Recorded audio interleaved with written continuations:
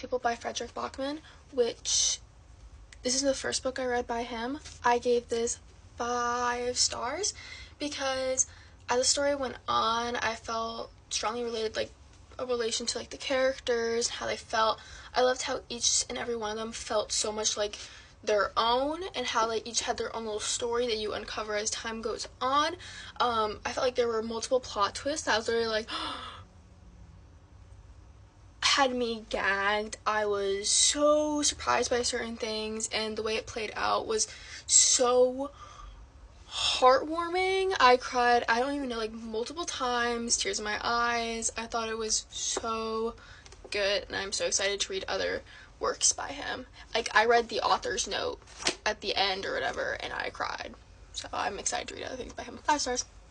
Next, I finally read The Serpent and the Wings of Night by Carissa Broadbent on my Kindle, which I gave 4.25 stars. I thought it was really good. I thought her writing flows really well. I feel like the romance doesn't come into play until like 350 pages in or something, which is, I don't mind, of course, because I know we were trying to build the world, build the story, and I liked how the romance plays out. I was gagged again multiple times towards the end, wasn't expecting anything, because I've done really well to make sure I haven't gotten any spoilers or any hints as to what happens in the story, because I really wanted to enjoy it the most I could. Then immediately following, I read the novella for that series, Six Scorched Roses, again on my Kindle, which I gave 4.5 stars because I thought this was really good for a novella. I was invested. I never felt like it got slow. It never got too fast. I thought the pacing was absolutely perfect. I loved the portrayal for the characters, our main character, love interest, all of it. I thought it was very good, very well written. Obviously, it's not 5 stars because it's just a novella. I don't think I could just give a novella 5 stars. It's the same way of how I felt about Powerful by Lauren Roberts, I would say.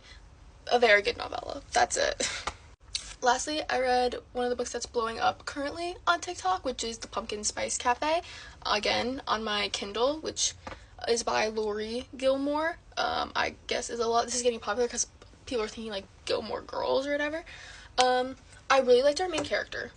I loved her, to be honest. I thought her personality, like the anxious mixed with wanting to fit into the new town, was really well written.